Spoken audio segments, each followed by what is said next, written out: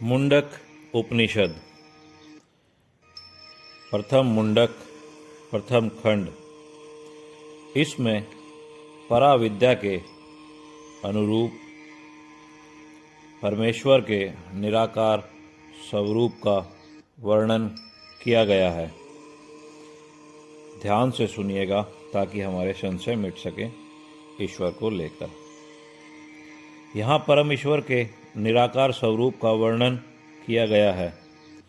सारांश यह है कि वे पर ब्रह्म ज्ञान इंद्रियों द्वारा जानने में नहीं आते, अर्थात जो हमारी ज्ञान इंद्रियां हैं उनके द्वारा जानने में नहीं आते। न ही परम ईश्वर कर्म इंद्रियों द्वारा छूने में ही आते हैं। ज्ञान इंद्रिया और कर्म इंद्रियों के बारे में आपको मालूम ही होगा।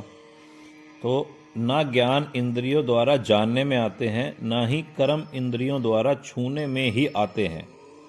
वे गोत्र आदि उपाधियों से रहित हैं तथा ब्राह्मण आदि वर्णगत भेद से, ये धीरे धीरे इसलिए बोला जा रहा है ताकि आपके बिल्कुल समझ में आए कि वर्णगत जो हमारे सनातन में वर्ण हैं उन भेद से एवं रंग और आकृति से भी सर्वथा रहित है, अर्थात उनका कोई रंग नहीं है, उनकी कोई आकृति भी नहीं है।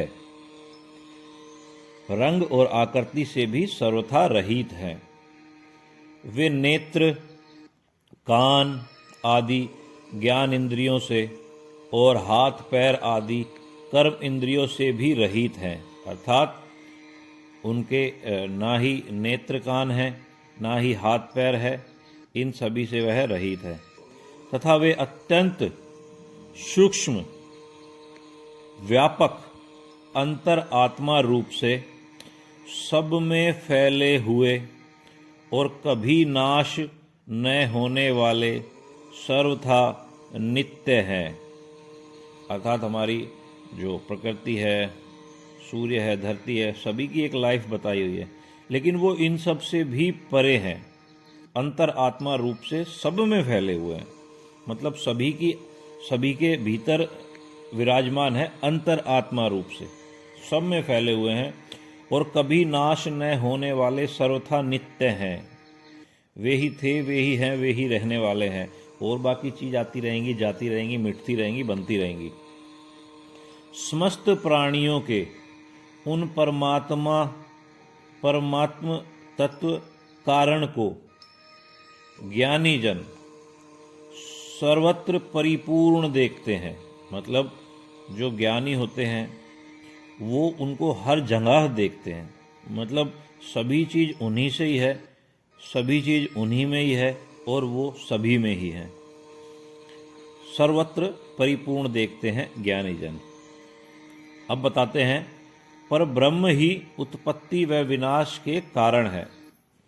जैसे मकड़ी, यहाँ मकड़ी का उदाहरण देके बताते हैं, जैसे मकड़ी जाले को बाहर भी फेंकती है और वापस फिर से सारे जाल को वापस भी खींच लेती है, अर्थात जैसे देखा होगा आपने, मकड़ी अपने ही जाले के ऊपर लटकती है और उसी को वापस खींच के उसी के सारे ऊपर नीचे आती जाती है।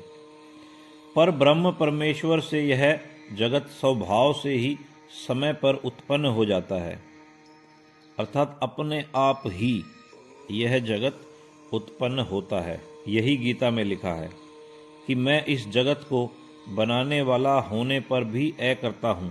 अकर्ता अर्थात कि उन्होंने कोई स्पेशल माइंड सेट नहीं किया बनाने के लिए, लेकिन बना उन्हीं के संकल्प से है।